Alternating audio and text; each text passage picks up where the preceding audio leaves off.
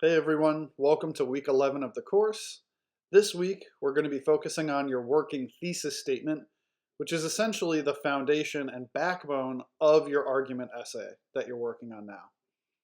So if we go into the week 11 folder, the first thing that we have is the definition and a sample of a working thesis statement.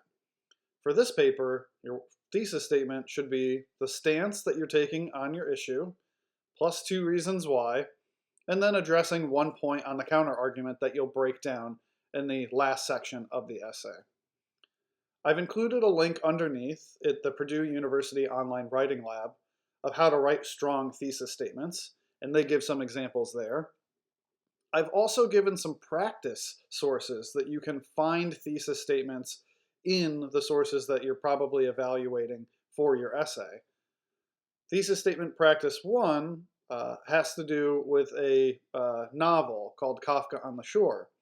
Essentially, it's a video source that's trying to persuade you to read this novel, and to piece together the thesis statement,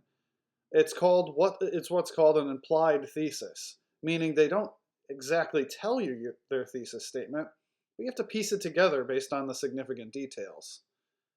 The second practice is with a written source that has a stated thesis statement, meaning they do give you all of the pieces of the working thesis statement like you have in your essay.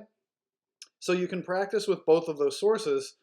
to get some repetitions in for finding other people's thesis statements and then thinking about your own as well. The discussion board for this week is called The Other Side is Not Dumb, and this will help you think about your counter argument. So in this essay,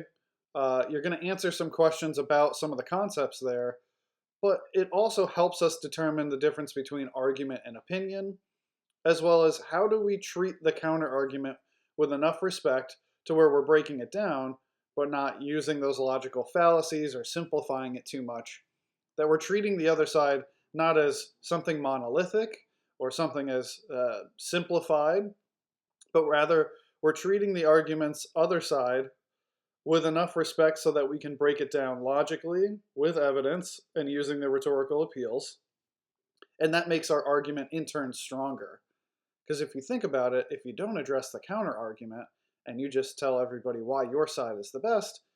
it's not as strong as if you address the other side and explain why the other side is incomplete or maybe incorrect.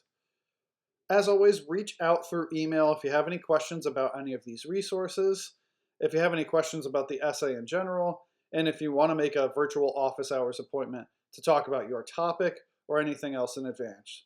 I'm going to be giving notes on last week's discussion board based on the topics that you've introduced, so take a look at the feedback to grader section and consider maybe what changes or specifics that you're going to change about your topic based on these resources this week and my notes.